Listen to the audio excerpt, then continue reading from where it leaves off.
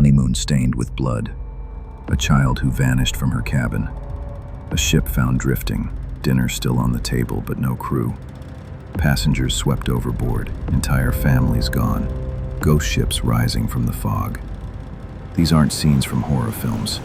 They are real, documented tragedies from the world's oceans, cases where paradise vacations turned into nightmares, and vessels became floating tombs.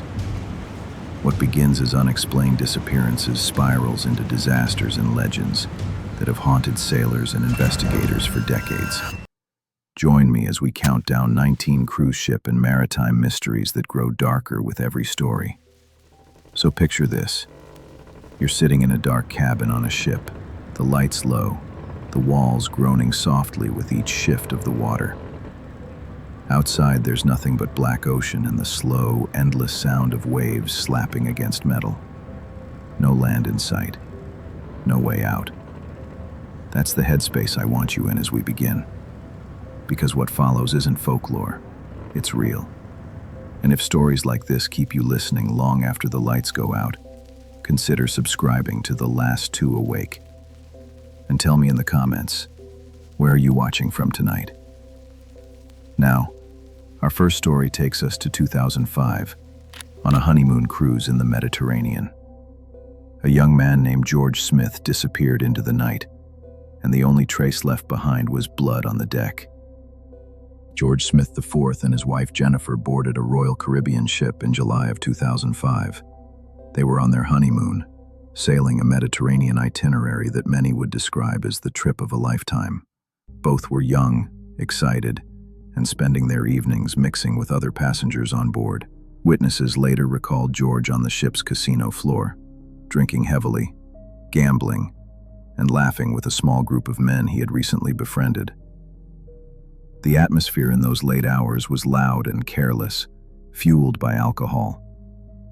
But nothing seemed unusual enough to suggest the horror that came next. When morning arrived, the tone changed completely.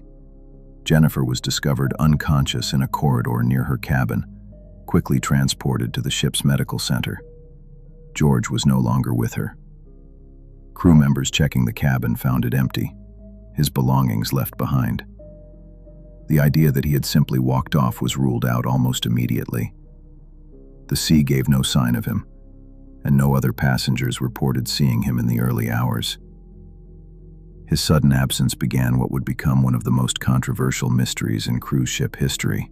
As investigators searched the area below the couple's stateroom, they found something that created far more questions than answers. On the lifeboat canopy directly under their cabin balcony, a large bloodstain stretched across the white fabric. It appeared as though blood had fallen from above, landing squarely on the canopy in a way that suggested a violent event. This discovery made a fall from the balcony seem possible, but the pattern and sheer amount led many to fear something more sinister. Attention quickly turned to the group of men George had been with during those final hours. Witnesses told investigators the men were boastful, heavy drinkers themselves, and George had been seen gambling alongside them until very late. Security footage confirmed their presence, but what happened behind closed doors or within the darkened walkways of the ship could only be guessed at. To complicate things further, a disturbing video surfaced later of several of those same men joking crudely about George's disappearance. The existence of that footage poisoned any assumption of a simple accident. Authorities struggled to find a clear narrative. Some promoted the theory that George drunkenly fell overboard on his own, disoriented from a long night. Others suggested he may have been the target of robbery, forced into a confrontation that ended violently. Still more believed this could be a premeditated attack, concealed by the chaos of a crowded floating city. Yet despite years of speculation, no one was ever charged. The case grew colder as each version of events contradicted the last, leaving evidence without a definitive explanation. For George's family, the lack of justice cut deepest. They were left to imagine a murder hidden within the walls of a luxury cruise liner, their son's life erased while thousands of vacationers carried on undisturbed. His disappearance revealed the uncomfortable truth that even in glamour and celebration, brutality could go unseen. And as they mourned, another family was about to face their own vanishing at sea, one that spiraled into even wider, more terrifying possibilities.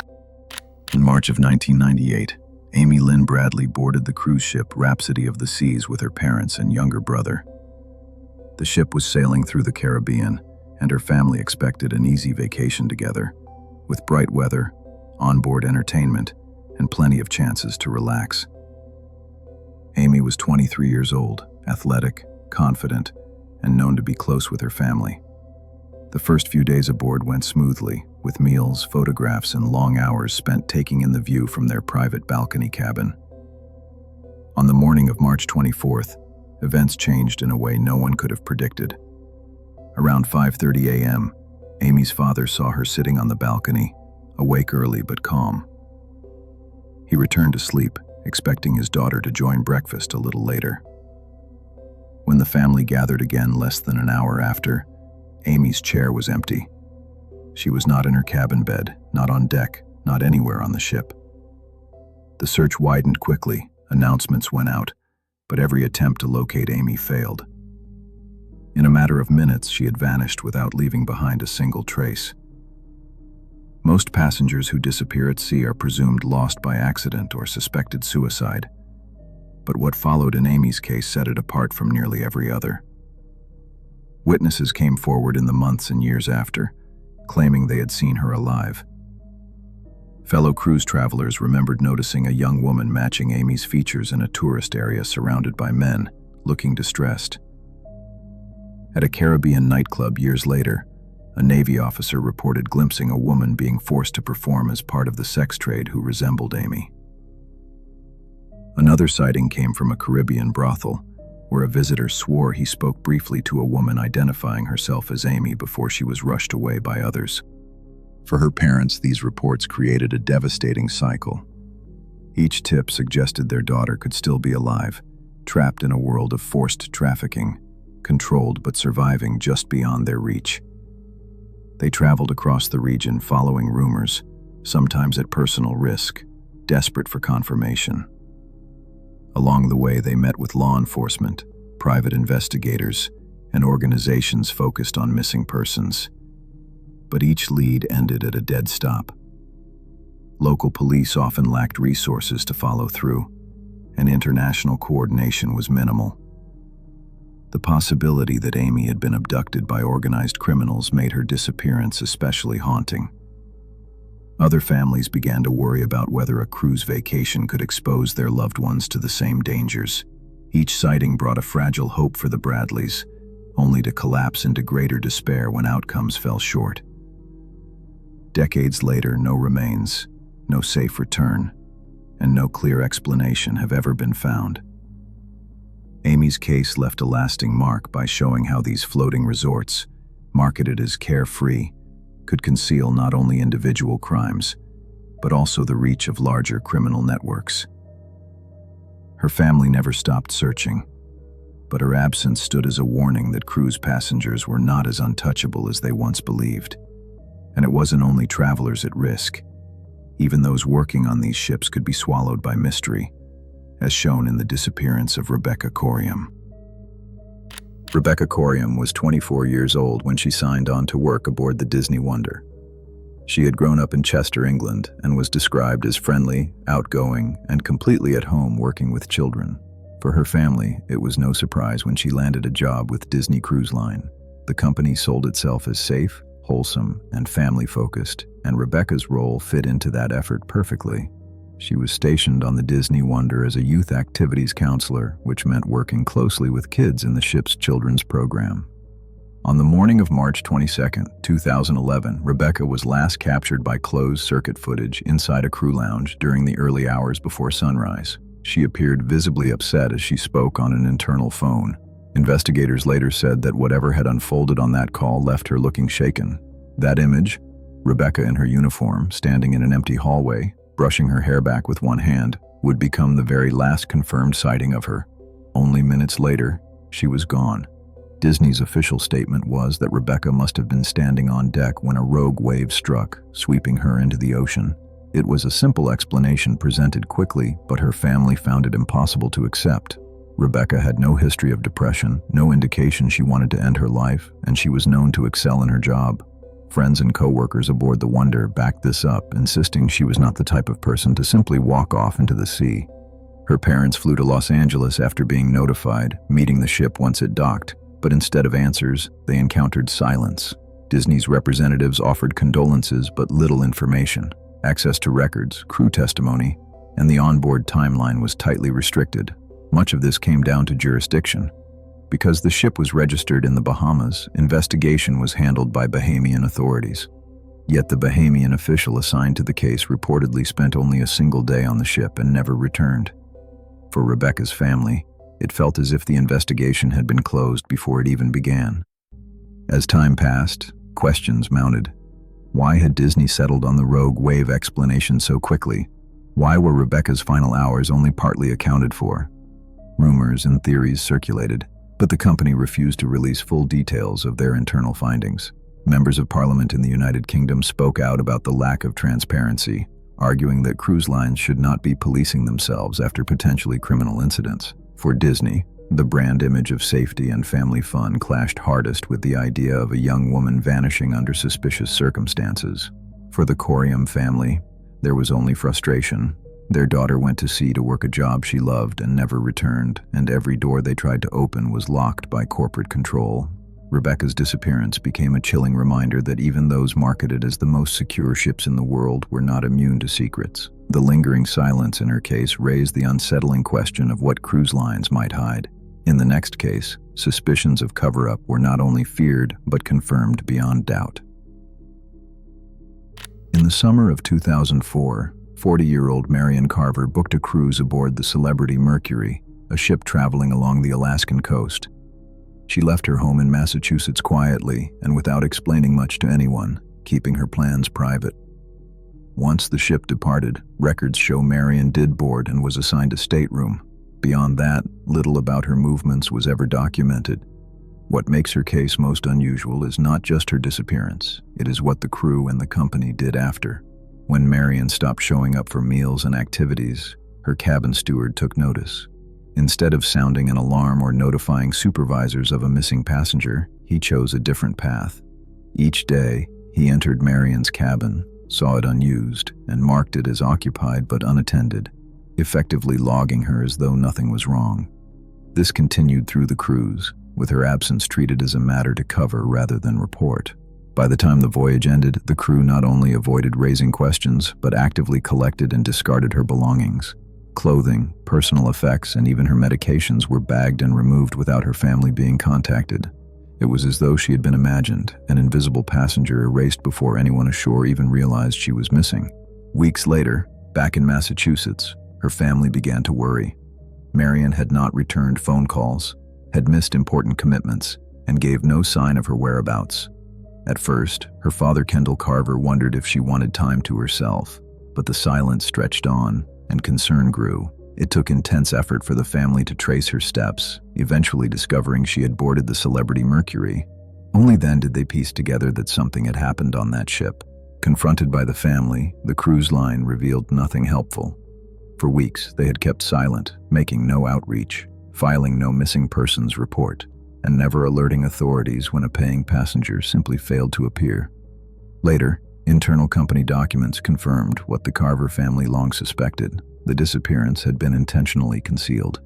Some officials even admitted the cover-up, explaining that missing persons created public relations problems. Merrian's vanishing was calculated as an image risk, not a tragedy requiring urgent answers. For Kendall Carver, the realization was devastating. His daughter was gone, with no explanation and no confession of fault. But worse, he uncovered proof that her disappearance was not treated as a mystery to solve. It was treated as a problem to sweep aside. He later became an outspoken critic of the industry, insisting that his story showed how companies could minimize or hide crimes to preserve profit and reputation. This case left behind evidence of systemic neglect. Other disappearances carried theories and speculation. but Marian's provided documents and testimony showing her life had been erased deliberately. It proved a cruise ship could control the narrative entirely, deciding whether or not someone's absence even reached the outside world. And if one woman could vanish and be hidden, then how many more passengers had slipped quietly into the ocean without anyone being told? Since the year 2000, reports show that over 300 people have gone overboard while traveling on cruise ships. This number includes passengers and crew, and in the majority of these cases, those who fell into the water did not survive. For the public, each new headline feels like a rare event, but the numbers reveal it has become commonplace. Recent statistics point out that even in just the past few years, dozens of individuals have disappeared from vessels at sea, a pattern that places scrutiny on an industry that promotes itself as safe travel. One of the reasons survival is so rare is the delay in knowing someone is even missing. Cruise liners are massive structures, carrying thousands of people at once, with long corridors, multiple decks, and countless places where passengers can go unnoticed. It is not unusual for hours to pass before anyone alerts staff to a disappearance. Sometimes the first sign comes when a family member wakes to find their loved one absent from the cabin. By the time crew members begin reviewing logs or conducting head counts, the ship may be dozens of miles past the location where the incident actually occurred. The search conditions themselves are another overwhelming factor. Even in calm weather, identifying a single human in the open sea can be nearly impossible. Waves create moving patterns that hide a person quickly, and changes in light between daylight and nightfall further reduce chances of detection. In colder waters, hypothermia can set in with brutal speed, while tropical regions bring risks of exhaustion and drowning. Studies estimate that survival rates for a man overboard are as low as 17 to 25%, depending heavily on how soon the incident is noticed. For families, the tragedy is often compounded by the official classification of the disappearance. Many cruise lines and investigators default to marking a case as a suicide. These decisions are made even when relatives argue that the individual was in good spirits, had made plans for the future, or left no signs of distress. To loved ones, these reports can feel like a dismissal that removes pressure to investigate. Without concrete evidence, conclusions that point to suicide often leave questions hanging forever, forcing families to carry both grief and doubt. Technology could help resolve some of these mysteries, but in most cases, it is absent. Automated man-overboard detection systems are capable of identifying when someone crosses a rail and alerting the crew instantly. However, these systems are not mandatory across the industry. Instead, ships often rely on witness reports or later reviews of security camera footage, and that is only when cameras happen to be angled toward relevant areas. This gap in surveillance means crucial evidence, such as the exact time or precise location of a disappearance, may never be gathered at all. The wide pattern of overboard cases makes the reality chilling. Disappearing into the ocean from a cruise ship is not an isolated rarity, but a repeated danger, and most vanishings end with no answers. But for at least one grieving father, personal tragedy became a mission, leading him to uncover truths about the cruise industry that few wanted made public. After losing his daughter Marian under unexplained circumstances, Kendall Carver realized the silence from the cruise line was not just an oversight. It showed him how little accountability existed when something went wrong at sea. Instead of allowing the case to fade away, he began collecting stories from other families who had gone through the same thing. What he found was disturbing. Similar disappearances, cases of assault, and families left with unanswered questions repeated again and again. These conversations became the foundation for a group called International Cruise Victims, which he launched with the goal of forcing transparency in a field that had operated in the shadows for years. Carver's organization quickly uncovered just how much information cruise companies had been holding back. Through his work, internal numbers began to leak, showing that major cruise operators documented crimes on board but rarely reported them to the public. Assault cases, missing passengers, and even deaths were recorded internally, while official reports showed almost nothing. By building a network of families and pushing through whatever records they could access, International Cruise Victims was able to show that the scale of hidden incidents numbered in the hundreds. These were not rare anomalies. They were consistent, repeating events spread across ships in every major cruise line. The more Carver pressed, the clearer the pattern became. Whenever a crime took place or someone went missing, there was no requirement for the company to immediately notify law enforcement in the passenger's home country. Because most ships were registered under what is called flags of convenience in foreign nations, investigations technically fell under those governments. Many of those nations had neither the resources nor the motivation to pursue cases involving tourists from overseas. This setup left victims' families isolated. They were told little, received no records, and had almost no power to demand action. Carver began to take these findings directly to Congress. He described how families would call cruise companies asking for answers only to learn that entire investigations had been handled internally with no outside oversight. Using collected case histories, he and others in the organization showed lawmakers that these tragedies were far more widespread than the industry admitted.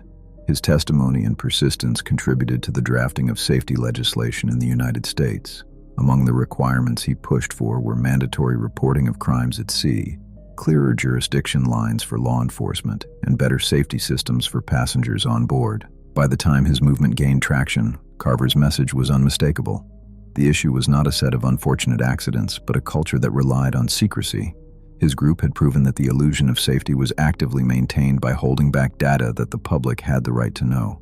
The hidden statistics painted a picture of an industry where tragedies were routine, not rare, and although the numbers were alarming, each represented a real person. The haunting part was that every statistic belonged to a family with their own unanswered story, like the disappearance of the Safa family. In the early 1990s, reports began to circulate about a family known as the Safas who took a Mediterranean voyage and were never seen again. Their disappearance was unlike most cruise ship incidents because it involved not just one individual, but every member of a family unit.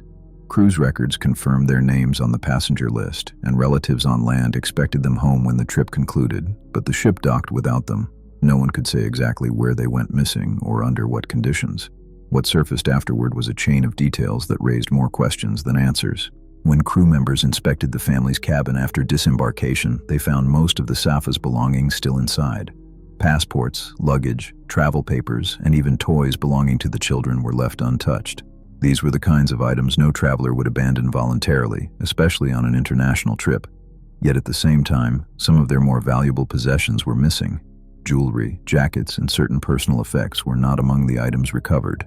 This created a strange inconsistency. The family appeared to have vanished in a hurry, leaving behind everyday necessities while other things were taken off board, if only selectively. Witness testimony complicated the matter further. Some fellow passengers claimed they had seen the Safas disembark at a port of call late in the journey, though nobody could confirm their intended destination. Others insisted they remembered seeing the family on deck shortly before the ship prepared for its final docking, suggesting they may have been lost at sea on the return. With no unified account from witnesses, the question of where and when the family disappeared remained completely unsettled. Investigators and relatives tried to establish a timeline, but nothing consistent could be proven. Logs of sightings and card swipes only tracked part of their journey, while other data was left incomplete. Without a clear sequence of their final hours aboard, nobody could show whether they voluntarily left the ship, were forced to leave, or met with an accident somewhere out on deck. For the family's relatives back home, this uncertainty was the most painful part. They wanted accountability, yet the cruise operators maintained there was no evidence of wrongdoing and no clear indication of when the Safas were last confirmed together. The case carried a chilling weight. Unlike a single passenger disappearance, which could be debated as accident or personal decision, this involved multiple lives across generations. Adults and children vanished from a floating resort packed with witnesses, and the ship pressed on as if nothing had occurred. For those studying maritime incidents, it stood as one of the darkest unsolved cases in modern cruise history. A whole family erased without closure left behind a heavy question. If a family unit could vanish without clarity, then how many crimes and vanishings might simply disappear into paperwork, dismissed or lost to corporate red tape? When people think of crime at sea, they often imagine rare events or isolated tragedies. But cruise ships have long faced accusations of covering up an entire spectrum of criminal activity. Sexual assaults, physical violence, and in some cases, even homicides, have been reported by passengers and victims' families, only to be minimized or delayed from reaching law enforcement.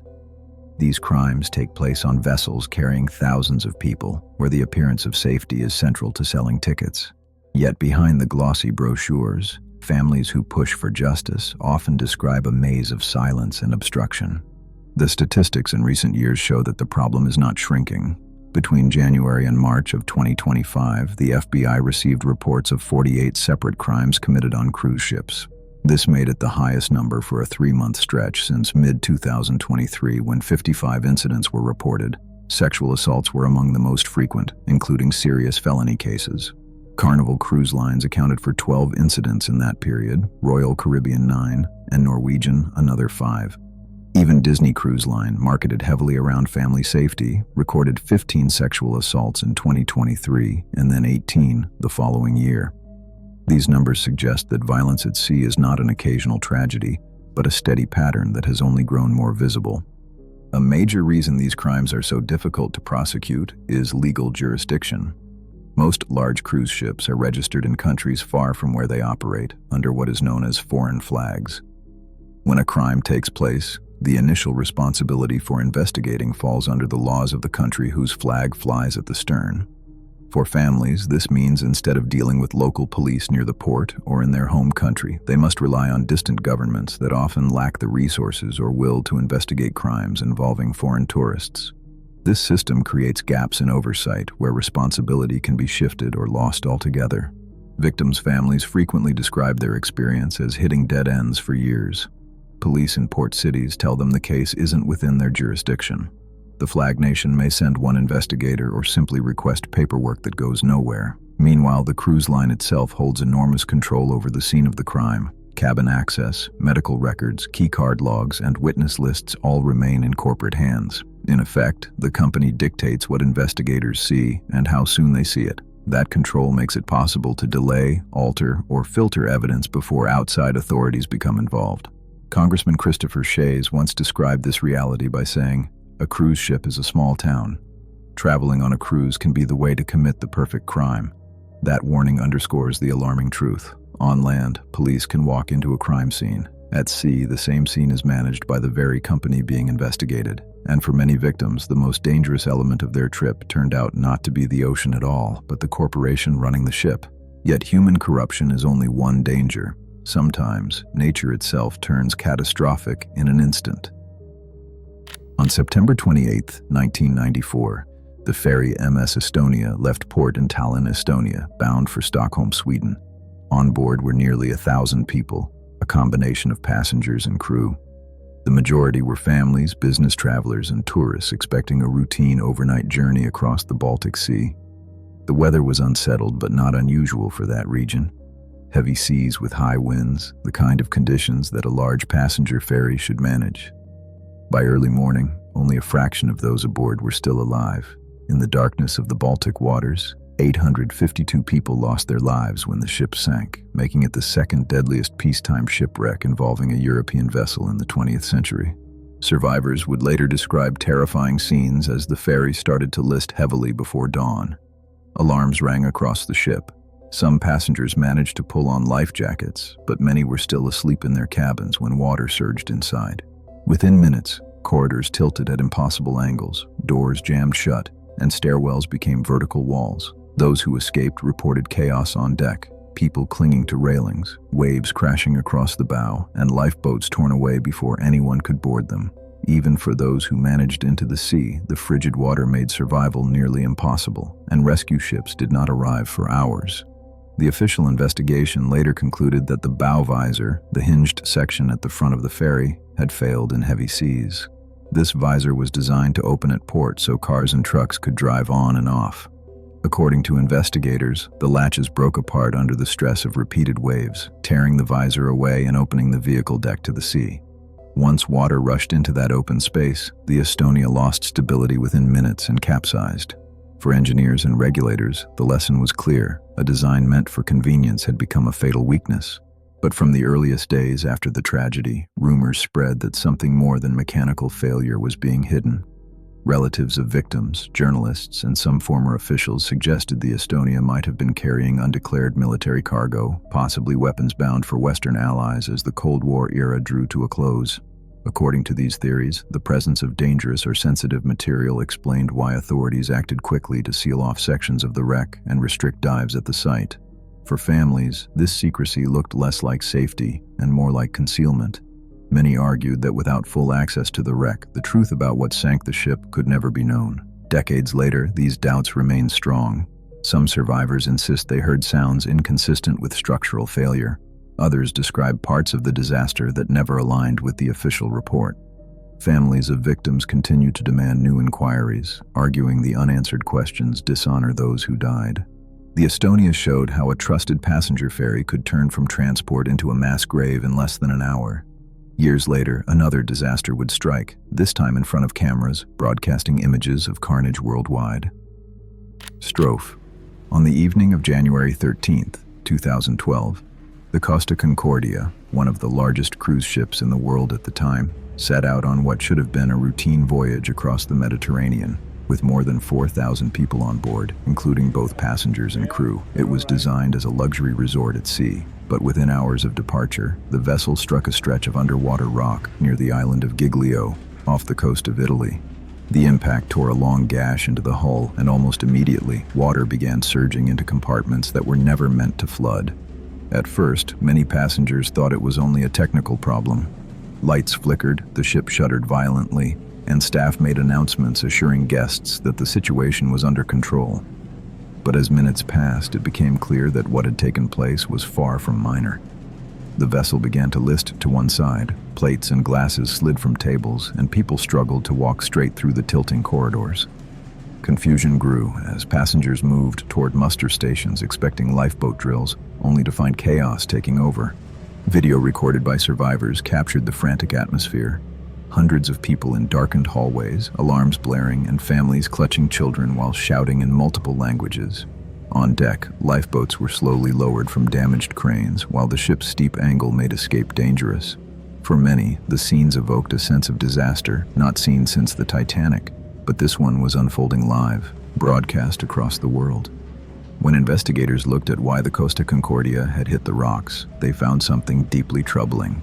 The ship's captain, Francesco Schettino, had steered unusually close to shore, performing what was called a sail-by salute, meant to impress onlookers on the island and give passengers a dramatic view of the coastline. This was no navigational accident. It was human error, a choice made for spectacle that placed thousands of lives at risk. As the disaster escalated, another shocking detail emerged. Captain Schettino abandoned the ship before the evacuation was complete. Survivors still trapped aboard recalled crew members panicking, leaving many passengers to fend for themselves without leadership. The loss of authority worsened the confusion, leaving inexperienced guests to interpret alarms and warnings on their own. Official records later confirmed that the captain had boarded a lifeboat long before everyone had been evacuated, directly violating the expectation that the captain should remain until the last person left the ship. By the time rescue operations concluded, 32 people were dead. Some passengers drowned inside flooding corridors, others died after jumping into the sea in desperation. The wreck of the Costa Concordia lay capsized just off the shore in shallow water, a massive reminder of how fragile safety could be. In the years that followed, Captain Schettino was convicted of manslaughter and sentenced to prison, his choices seen as the defining cause of the disaster. The Costa Concordia showed that not every maritime tragedy was born from storms or machinery. Sometimes arrogance and recklessness were enough to sink a ship. But long before television footage and court records documented catastrophe, earlier tragedies unfolded almost silently, like the forgotten sinking of the Princess Sophia. In the fall of 1918, the SS Princess Sophia left Skagway, Alaska, heading south along the Inside Passage. She was a small coastal steamer built to ferry passengers and goods through difficult northern waters. That October, she carried more than 350 people, a mix of miners heading home, business travelers, families, and crew. The Inside Passage was narrow and tricky to navigate, but ships made the trip regularly. No one boarding the Sophia that day could have expected the disaster that awaited just hours later. On October 23rd, the vessel struck Vanderbilt Reef, a large, jagged outcrop northwest of Juneau. The tide had been high when she grounded, locking the hull onto sharp rock. The impact was hard, but not immediately deadly. The ship sat tilted on the reef, unable to move forward or back. Rescue ships approached to help, but the seas were rough, building with incoming weather. Passengers remained on board overnight, trapped in a strange limbo. They were close enough to see distant lights on the horizon, yet completely cut off, surrounded by freezing currents and worsening winds. The Sophia's captain made the decision to keep everyone aboard, believing that launching lifeboats under those rough conditions would be more dangerous than waiting for the tide to lift the ship off the reef. but the tide never freed her. By early morning, the situation had shifted from tense to catastrophic. A violent storm had rolled across the coast. Waves pounded the disabled vessel, winds howled, and heavy snow slashed across the decks. Whatever chance there had been to rescue people quickly dropped away. Telegraph operators sent messages in the middle of the storm, short transmissions that painted a grim picture. Calls went out for help as the ship began to break apart, but nearby vessels could not approach through the white caps and icy winds. The last known message was brief and desperate, reporting that water was flooding inside and passengers were in mortal danger. Then transmissions stopped entirely. By the time rescuers could move in, the Sophia was gone, swallowed by the sea with every passenger still on board. When search parties later examined the scene, the sight was overwhelming. The ship had vanished completely beneath the surface, leaving only oil slicks, debris, and bodies that had washed ashore. Every life, over 350 men, women, and children, was lost. The decision to keep everyone aboard rather than risk lifeboats had left no survivors.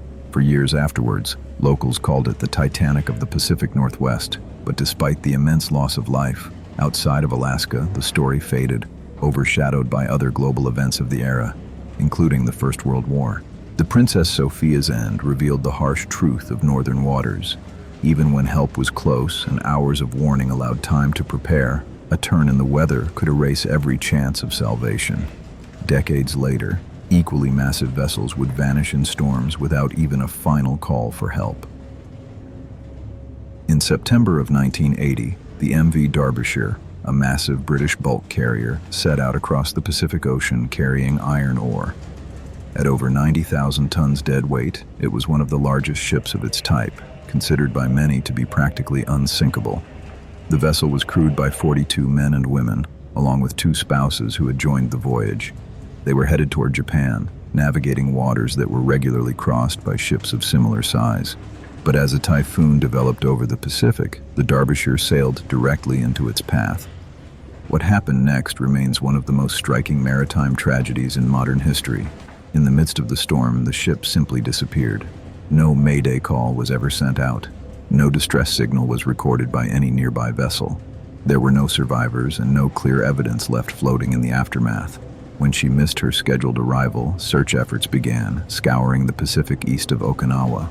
Only a scattering of wreckage was ever found: life rafts, pieces of twisted steel, and broken cargo containers. But of the ship itself and the 44 people on board, not a single trace emerged in those first searches. For years afterward, the reason for the loss remained unknown. Official statements offered little more than speculation, suggesting the ferocity of the typhoon had somehow overwhelmed even a vessel of Derbyshire's size. But many in the maritime community questioned how a bulk carrier designed for long, punishing voyages could vanish without a sound. Pressure from unions, families of the lost crew, and industry experts kept the case from fading away completely. It took decades before the mystery began to unravel. In the 1990s, an expedition was mounted to locate the wreck using deep-sea technology. Once the remains were identified and mapped on the ocean floor, investigators pieced together a clearer story. The evidence showed signs of catastrophic structural failure near the forward sections of the ship. Massive waves, likely near rogue wave size, had struck the bow repeatedly, stressing the hatch covers beyond their limits. One by one, seawater forced its way past seals designed to keep cargo holds dry. When the first hold filled, the ship's strength collapsed in a chain reaction. Instead of slowly sinking, the Derbyshire was ripped apart and swallowed whole in the storm. The findings were sobering. Bulk carriers were supposed to be robust, yet here was proof that under certain circumstances, design flaws made them vulnerable. The tragedy pushed engineers and regulators to reevaluate cargo hatch standards, strengthen structural guidelines, and recognize rogue wave forces as more common than once thought. The Derbyshire's fate showed how silence at sea does not mean calm. It can mean loss so sudden that no one has time to call for help. And this idea would echo across another infamous sinking, a Great Lakes giant lost without warning, the Edmund Fitzgerald. On November 10, 1975, the SS Edmund Fitzgerald set out across Lake Superior carrying iron ore pellets from Duluth, Minnesota to a steel mill in Detroit. At over 700 feet long, it was one of the largest ships ever to work the Great Lakes. Captain Ernest McSorley commanded the crew of 29, many of them well-experienced sailors who had spent years working on these waters. Leaving port that day seemed uneventful, and even though the weather forecast warned of worsening conditions, it was not unusual for such ships to work through heavy storms on the lake. As the Fitzgerald moved eastward, a powerful November storm developed and swept over Lake Superior. Winds climbed quickly, reaching gale force, and waves towered up to 25 feet.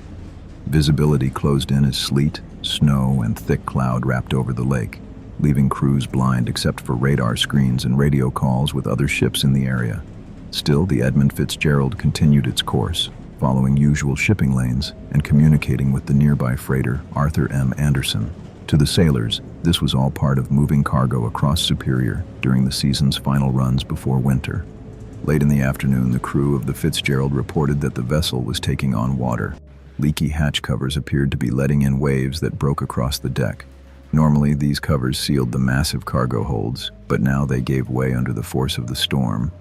Pumps ran constantly, the list of the ship grew, and radio calls hinted at its worsening condition.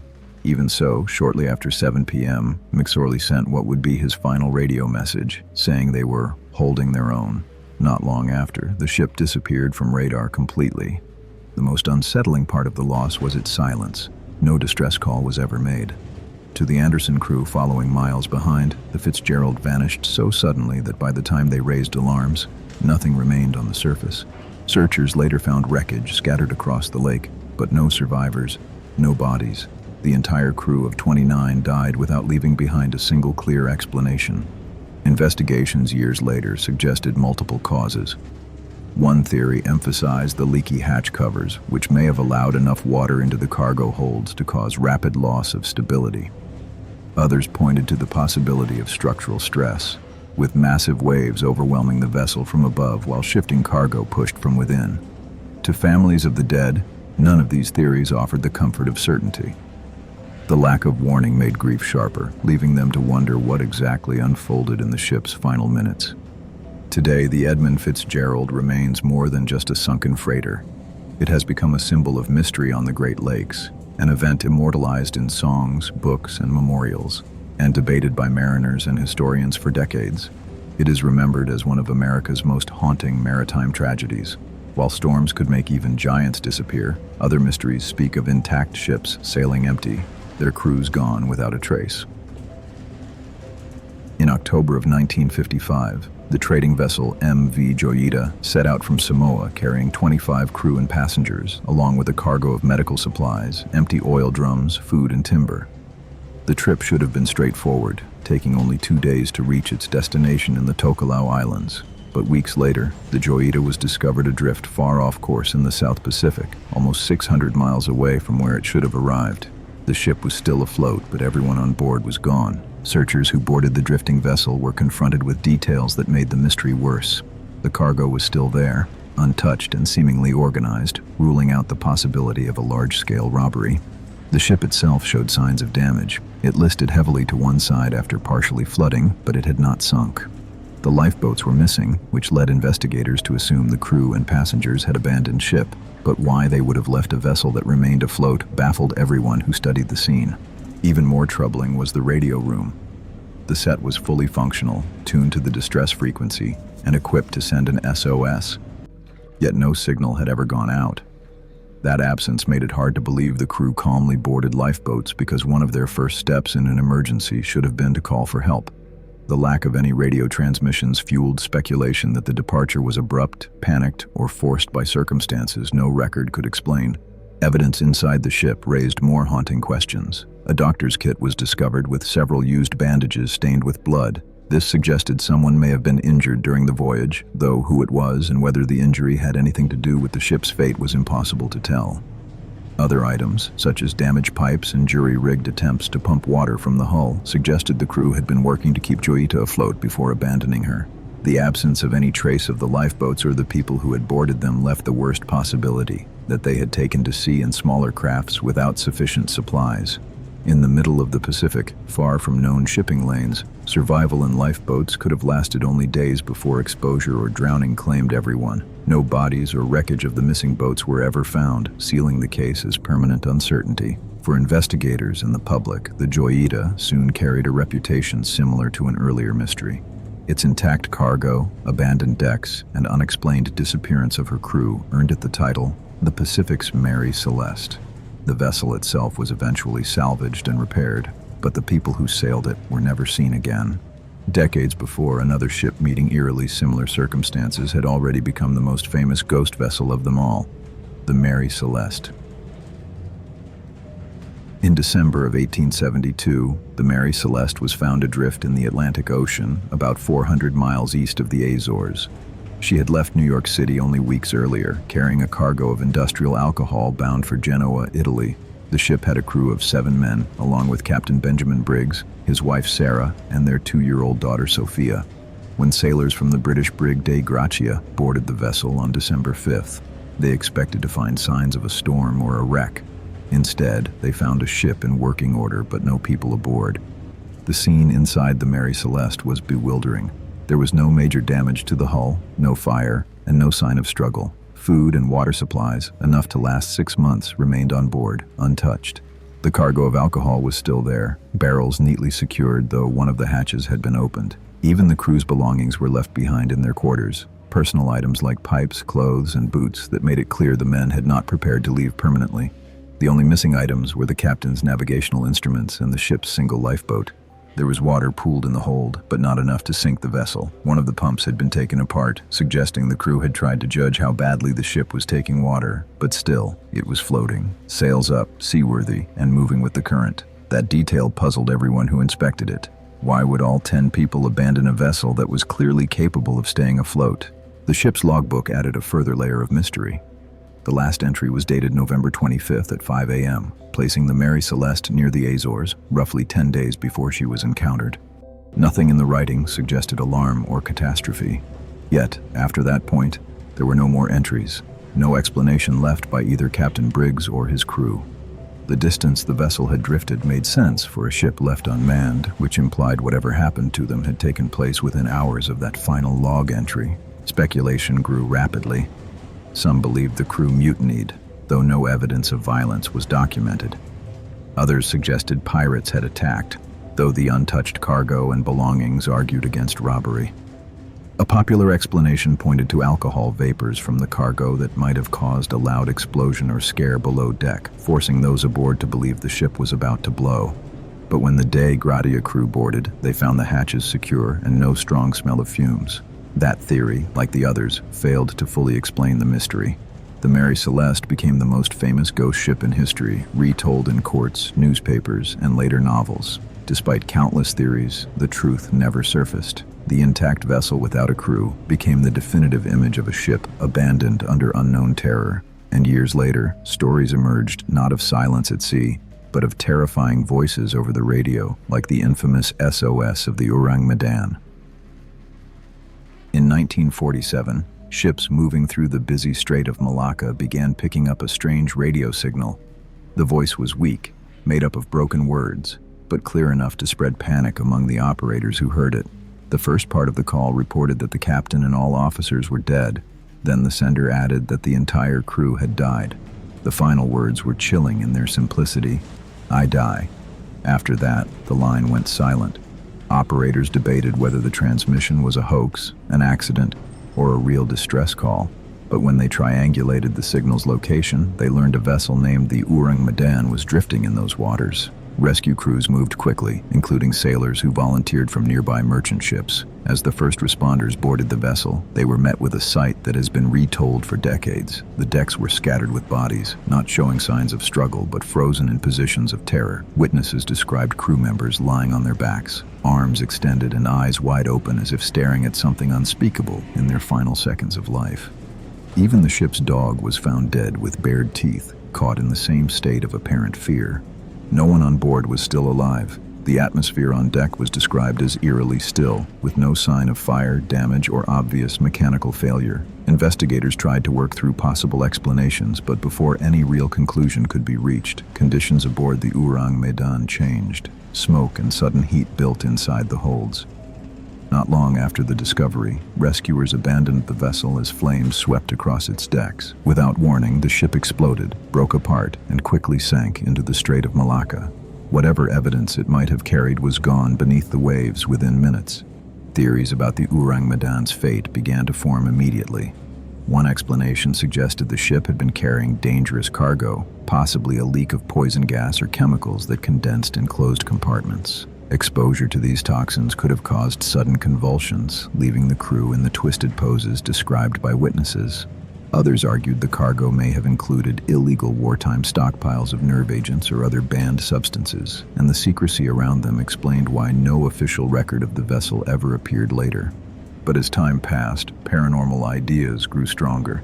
The sudden deaths, the terrified expressions, and the unexplained explosion fed into the perception that the ship's end was not entirely natural. Legends suggested the crew fell victim to something beyond human understanding, whether a curse, a supernatural attack, or some other unknown force at sea. No surviving documentation confirmed a final answer. Whether the Ourang Medan was a real ship covered up by official silence or a legend enlarged through retelling, the episode remains one of maritime history's most frightful stories. And in more recent years, another ghost vessel would appear in equally baffling condition, this time drifting intact off the coast of Australia, the Caz 2.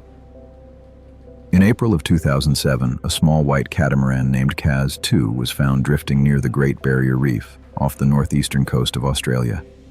It measured just under 10 meters in length and had been at sea for only a few days. When the Coast Guard came upon it, everything about the vessel suggested it should have still been underway. The sails were set, the anchor raised, and the boat's engine was still humming softly. From a distance, the Caz 2 appeared healthy and ready to continue its voyage. But once boarded, the reality was clear. The 3 men who crewed her had simply vanished. Their disappearance was made unnerving by how undisturbed the vessel was. A table had been laid for a meal, with plates and cutlery neatly in place. GPS continued to plot a steady course as though no one had stopped steering. The cabin showed no overturned furniture, no broken glass, and no evidence of panic. Unlike other accidents at sea, there were no signs that the crew had fought or tried to make repairs before leaving.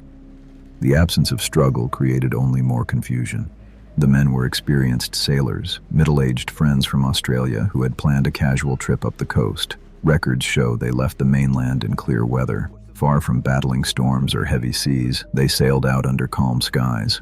When rescuers checked the day's marine forecasts after the fact, nothing severe had been reported. This detail made it hard to accept that all 3 had been swept away suddenly, without at least one of them attempting to grab a life jacket, radio for help, or mark the boat's log. Investigators later examined video that had been recorded on board. It showed the men dressed comfortably, chatting about routine sailing tasks. The background displayed steady seas and no dangerous weather. Their final recorded moments looked completely ordinary, right up until the lens fell silent. From then on, no one can say what took place. Eventually, the coroner ruled that the men had drowned in an accidental chain of events. One common theory suggests one man fell into the water while checking the vessel's rigging, and the others were lost trying to help him. Without anyone left to control the boat, it continued to drift with its engine running. The explanation fit the circumstances, but no one could prove it with certainty. The fact remains that an intact yacht was found moving at full power, its crew gone as if plucked instantly from the deck. The Caz 2 reminded investigators and sailors alike how quickly the sea can erase its passengers. In this case, it required no wreckage, no violent weather, and not even a disturbed dinner table to end 3 men's lives.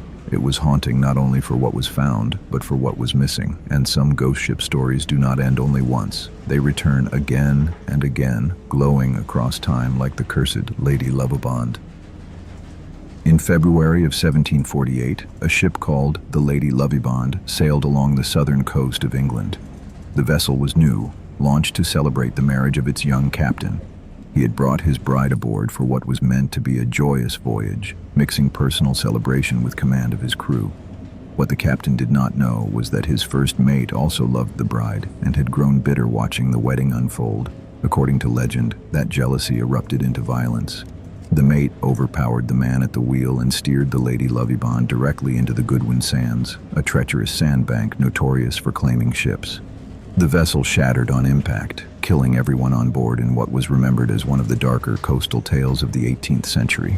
What makes the Lady Lovibond so enduring is not only the story of sabotage, but what followed later. Sailors began to claim that the ship had never fully disappeared. Reports suggested that every 50 years, on the anniversary of its wreck, the Lady Lovibond reappeared as a phantom vessel. Descriptions included a glowing silhouette with full sails drifting silently near the same Goodwin sands where it had been lost. Each generation of seafarers passed down stories of spotting the ghostly masts rising against the mist. To those working the waters of Kent, the appearance became a mark of the ship's curse, announcing itself like a memory that demanded to be retold. The pattern of sightings added strength to the legend. In 1798, 50th year after the sinking, locals insisted they observed the Lady Lovibond's form close to the reef. Another wave of sightings reportedly surfaced in 1848, then again in 1898, and late in February of 1948, fishermen described watching a ship bathed in an otherworldly green glow as it appeared to crash onto the sands. They believed they had seen history repeat itself, yet when their own boats approached the area, no debris and no physical ship remained. All that lingered was the unsettled story of the Lady Lovibond itself. Skeptics have always pointed to folklore as the most logical explanation. Optical illusions in fog, mirages at sea, or the retelling of long-remembered stories could account for the repeated claims. Still, the fact that witnesses consistently reported sightings aligned to the 50-year cycle kept the myth alive. For believers, the timeline differed too much from random chance. The thought of a cursed vessel reappearing every half-century carried the kind of weight that facts alone could not erase. Seen one way, the Lady Lovibond is just a folk tale meant to caution sailors against jealousy, betrayal, and sailing near the deadly Goodwin sands. Seen another way, it is an unusual thread where a real wreck and centuries of maritime belief have been stitched together into something more than either. The ghost ship remains one of the most famous legends of the sea in England, and across the Atlantic, another eerie light has been reported for centuries off the shores of Block Island. In the winter of 1738, a ship called the Princess Augusta was sailing across the Atlantic carrying emigrants who hoped for a new life in America. The voyage had already taken its toll before it came within sight of Rhode Island. Food and water were scarce, sickness had spread, and the passengers, already weakened from weeks at sea, were in desperate condition. When the vessel reached the coast near Block Island, it ran aground. What should have been the end of a grueling journey turned into one of the region's most enduring tragedies. Accounts from the time describe the passengers as starving and ill. Some sources claim the wreck could have been survivable if the islanders had rushed in with aid.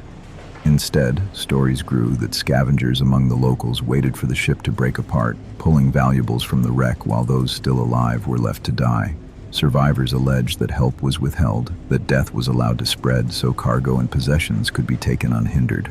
Whether those accusations were true or exaggerated has been debated for centuries, but the perception of cruelty remained attached to the disaster.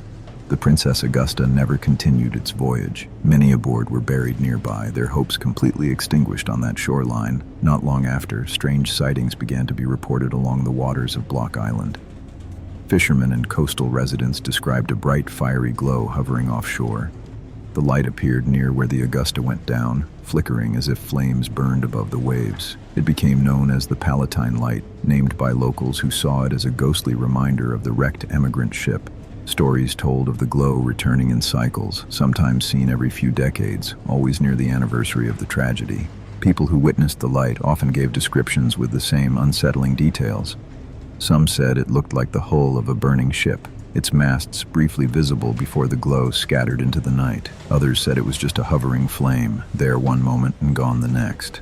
Skeptics tried to explain it away as marsh gas, atmospheric reflections, or tricks of the eye. But the persistence of sightings across generations gave the story a weight that kept it alive. For many on Block Island, the Palatine Light was not dismissed as illusion. They believed it represented the spirits of the Augusta's passengers, those who died on the coast, neglected and abandoned when they needed rescue most. To them, the glow offshore was their suffering returned to memory, a light that demanded their fate not be forgotten. The Palatine Light became more than a local legend. It stood as a reminder of the harshest truths at sea, where human misfortune and human cruelty could combine into loss that was never settled. And once tragedy passes into legend, it never disappears entirely. It returns in the ghostly shapes and phantom signals that sailors still claim to see. From the honeymoon tragedy of George Smith to the unexplained silence of the Ourang Medan, These stories reveal that the sea often conceals more than it shows. What looks like leisure and routine travel can mask disappearances, violent crimes, and disasters that remain unresolved. Cruise lines have repeatedly hidden evidence, investigations have stalled, and families are left with unanswered questions. Since 2000 alone, more than 300 people have gone missing from cruise ships, a number that shows just how common these tragedies are. At sea, safety is never certain, only the hope that your journey does not become the next mystery. And those were 19 of the darkest cruise ship and maritime mysteries ever recorded. Stories of passengers who vanished, ships that never returned, and legends that still drift across the water like ghosts. So tell me, after hearing all this, would you ever step onto a cruise ship again? Leave your answer in the comments. And if you want more strange, dark, and mysterious stories like these, consider subscribing to The Last Two Awake. Out here, the ocean decides who comes back.